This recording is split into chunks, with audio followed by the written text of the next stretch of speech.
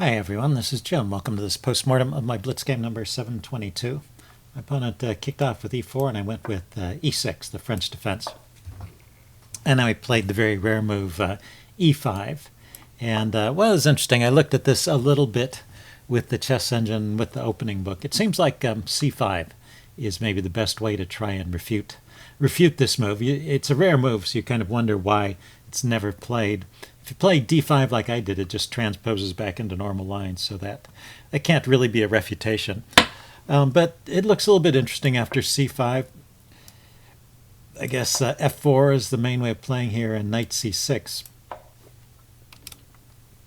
It starts to look a little bit like a Grand Prix attack, and I'll say knight to f3, and continuing with knight to h6.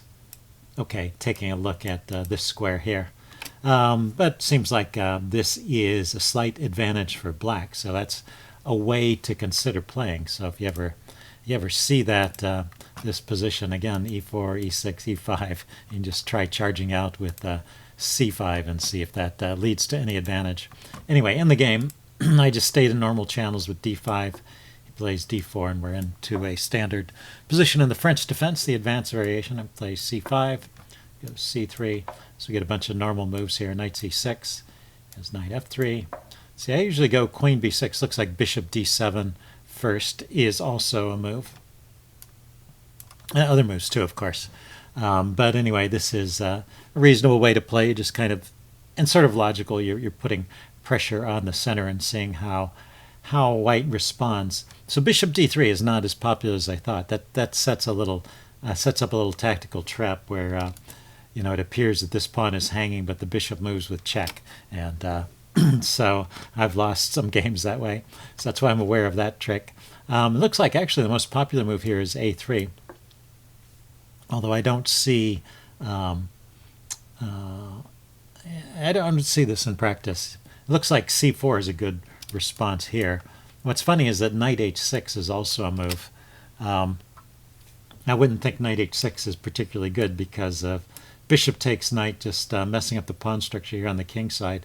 But, well, black ends up with the bishop pair then after that exchange, and with an open line looking at the king side. So I guess you have a choice of two ways to play in this position, going for c4 and trying to keep it closed and take advantage of the holes here on the light squares, or going with knight h6 and trying to get an open position with the bishop pair and open lines. Anyway, in the game, he went with bishop to e2, and I went with knight to e7. I guess it's better to take first. Maybe it gives some more options if I want to play knight e7, which is generally the idea. Let's see, you can go knight e3, and I can go knight f5 here. So we get to a similar kind of position, and then this the knight routes around here to defend, and well, white has a solid defense of the center, but his pieces are somewhat passive, so should be okay for black. In the game, I went with knight to e7 immediately, and he just castled. So we're out of the opening book here, and we can look at it from this page. I exchange now. At some point, you want to take that pawn so you can get pressure against it with knight f5. And then he played bishop e3. And what's funny is that I listened to the video, and I did not consider queen takes b2, which is the best move in this position.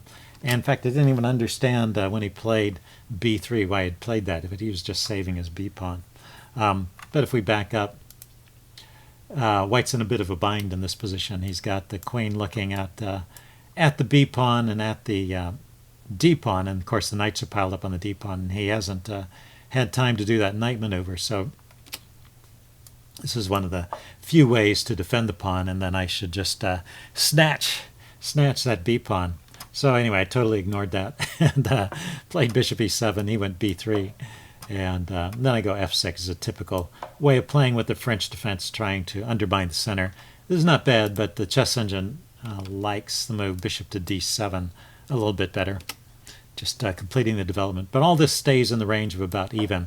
My one chance for a big advantage out of the opening was taking on b2, but after that it stays Okay, let's see. So I took back with the bishop, and then he played bishop g5, and this is a mistake. It ends up resulting in the loss of the d-pawn here.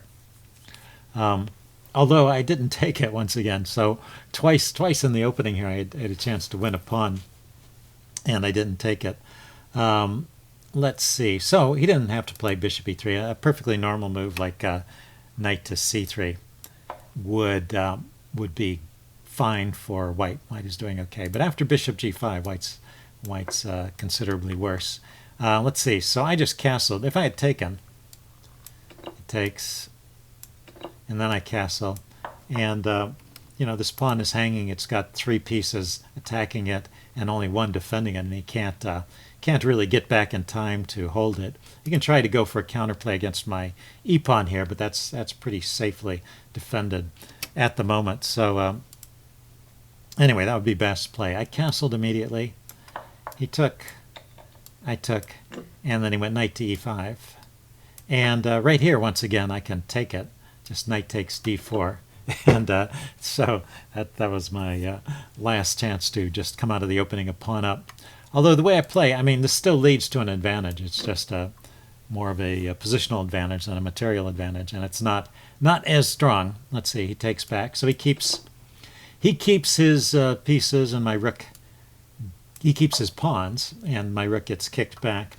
But the reason this is good for black is that black has this protected passed pawn. So that's it's going to be an advantage to black the rest of the game. So it's a long-term advantage, but it's not immediately winning, and probably white can still defend this with good play. Anyway, he went bishop to g4. I go bishop d7. Just getting my pieces out now. He's getting his rook knight out, so we finally get all our pieces off the back rank. He goes, I go bishop to b5 here, just poking his rook a little bit and just trying to get this. And this light squared bishop is often a problem in the French defense with these pawns on the light squares here, so I'm just trying to get it to an active post. He plays rook to e1. And I go knight to h4. Yeah, I have some ideas of repositioning the knight. I can put some more pressure on this pawn. I'm also opening up lines to attack the f-pawn, see how he defends that. I thought actually he was going to have trouble defending it, but knight f3, which is what he played, seems to be a perfectly good response. And so I decided I didn't want to retreat the knight, so I went ahead and took it off. He took back. And then I lifted my rook to f5, putting some pressure on his pawn. I thought I would coordinate with my queen and my rook against that pawn, which is sort of isolated. It's not a truly isolated pawn, but it's kind of isolated by circumstance with this bishop blocking the f-pawn. There's no easy way to defend it. It has to be defended with pieces. Let's see, he played h3 here. He's maybe going to play g4 at some point and kick my knight. Bring my other rook out to the f-file. So that stops him from pushing the g-pawn forward because his bishop would be hanging. And now he plays a4. The chess engine didn't like this, although I think it's kind of a logical move. It, you know, tries to kick my bishop off this good diagonal. The chess engine would prefer to play a more non-committal move like queen to d2, just kind of keeping things together, putting the queen on a dark square to complement the bishop, connecting the rooks, and waiting for the development. So a4, a more active way of playing, and draw my bishop back to c6. The thing is that I can push the d-pawn forward, so my bishop is not going to be a bad piece on c6 here.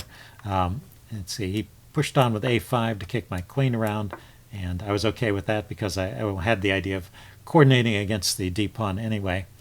And queen to c7, though, the chess engine says actually queen b4 is a more active square for the queen and probably better. And it's interesting, I mean, he has a light squared bishop, so he can't chase my queen off of that square.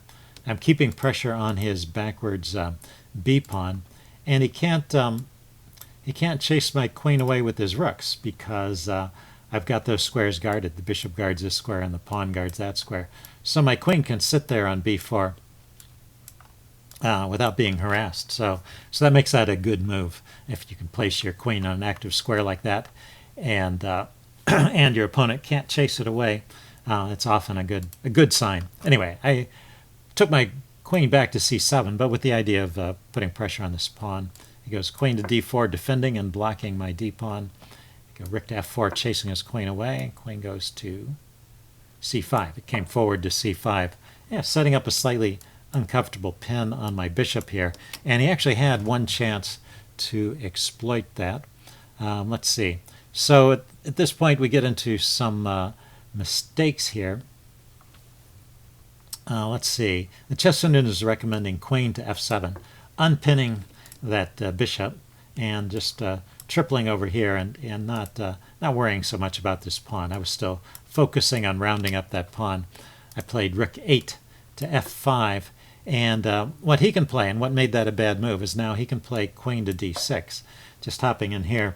And I don't really want to take the queen. If I take the queen, the pawn takes back, opens up this attack on my pawn, which is loose after the exchange, although I can defend it. But, well, it just creates those weaknesses, and it gives him this passed pawn, which I'll always have to keep an eye on to make sure it doesn't become a threat. So, and if I avoid the exchange, which is actually equally a problem, you know, he's got these checks on the back rank, but he also has this move, bishop to g4, and my rook is a little bit short of squares. I guess this doesn't lose the exchange, but if I move the rook, also I'm losing that pawn. So anyway, he had much better here after my, so it was my mistake to play rook 8 to f5, and his mistake not to take advantage of it. He had to find that queen d6 move. He just dropped his queen back at this point, defending the pawn the other way. Yeah, queen d6 also defended the pawn. And anyway, so after that exchange of mistakes, I push forward with d4, and I'm in pretty good shape at this point, although there is still this this pin on my bishop here, so things are not entirely clear. Let's see, he went queen to c4, keeping the pin, and I played rook takes e5. And now there's a nice tactic if you want to spot it. It's white's turn to move. And but I think with best play, this just leads to equality for white, but it's a way to take advantage of certain features of the position that I've talked about. So what's the best move here for white?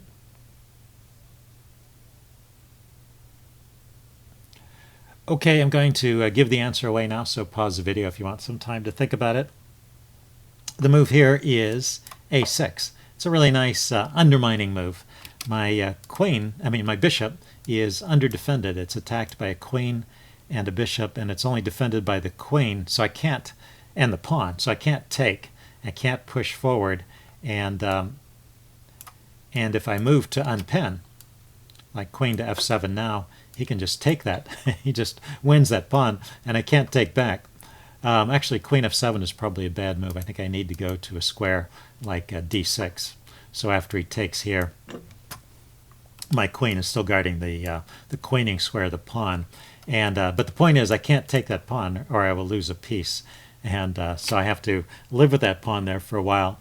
And let's see, what do? I probably take the bishop off now, and then he's got this advanced pawn that he can try and promote. So anyway, that would be a little bit awkward. The chess engine says after a6, my best try here is to give up the exchange, and it thinks this position is about equal. I guess because the damage to the king side over here is sufficient to compensate for the exchange. And now, if he takes on b7, I can take back with the queen, so I'm okay. My bishop is no longer hanging. So that would hold things together, but giving up the exchange. So I missed that idea, and he missed it too. Let's see, I had grabbed this pawn, and he just took back. And I took with the queen, which neatly unpins my bishop. Now he can get a pawn back because he takes the bishop, and then the queen can grab this pawn. So materially, there was equality there. I kept, let's see, 1, 2, 3, 4, 5. He has one. Yeah. We both have 5 pawns, 1 rook, and 1 queen. But, well, my center pawns here are much more dangerous than his, so I have the advantage here. See, I push on with d3, plays rook d1 to stop it, cancel that. Plays rook d1 to stop the pawn. Let's see, I come forward with the queen to e2. He goes rook to f1. I was attacking on f2 again, and so he needed to defend that. And then I push the pawn onto d2. So I think this is looking pretty dangerous. He goes queen to d6, putting his queen behind the pawn. And I play the move rook takes f2. I guess I'll go ahead and put it on the board. This is a blunder, actually. I thought I was just winning here, but this is a mistake. So it's white to play and win. What's the sequence of moves for white here to win the game? Okay, pause the video if you want time to think about it. The sequence actually starts the same as what he played in the game. He played queen to d8 check. I go king to f7. He just didn't follow up correctly. What he needed to play here was rook takes f2 with check. And that's the problem. It was okay for him to take that pawn because I was planning to push this pawn forward and queen with check. But when he takes on f2 with check, I have to move the king and give up the queen, or give up the queen this way. And his queen is still guarding that pawn, so it's not becoming a queen. I'm just losing. So right here, rook takes f2 was a pretty disastrous mistake. What I thought when I played it was that he can't take because I can go here with the queen and a check, and then if he blocks with the rook, I'll take it, or if he moves the king, I'll take it. So that's the extent to which I calculated. But well, you always look for those little intermediate moves, particularly checks, which come with force. So I played rook takes f2. Oh, so instead of rook takes f2, the chess engine says I should play something like h6. That gives me another square to run to, and now I'm threatening to take on f2. Let's see, he can throw in this check, chase my king away, and then he could play f3. And he can fight this off for a bit, but well, I still have this big advantage with this dangerous passed pawn. So I am doing okay here. I'm still winning. Let's see, just pushing on with e5, I think, was the engine's recommended way to continue. So I should win, but this rook f2 was just played a little too quickly. I'm just rushing things, and I'm not looking for those counterplay moves. But queen d8 check forces my king to the f file, and now he could take with check. Fortunately, he played queen d7 check, and I ran with my king to g6, and now this is just a win. He is looking for more checks, and he plays queen e8 check, but eventually runs out of checks, and so he takes the rook, and now I do my plan of queening my pawn with check and picking up his rook. But actually, I could take the rook now, but I didn't want to give him too much counterplay, so I thought I would continue with checks and see if I could just win everything with checks. He goes g3. Oops, let's see, I didn't go that way. I went queen e5 check. He went g3. And then queen e to d5. Okay, I'm threatening checkmate in the corner. He blocked with rook to g2. And then I have the queen 1 to f3. So setting up a queen battery, threatening to take on g2, and checkmate that way. He drops his queen back to, drops his rook back to g1 to guard that g2 square, but then I bring my other queen in, queen to d2 check, and now the king has no moves, and if he brings the rook up to defend, I take it and mate. So that's just a mated one there. So anyway, he decided to resign at this point, but it was kind of a fun game. It's just sort of shocking that one blunder in the middle there that would have, well, towards the end when I thought I was completely winning, that one blunder would have completely turned things around if he had spotted the idea. So you got to stay sharp even when you're winning. I guess that's the message of this one. Okay, I will see you guys later. Bye.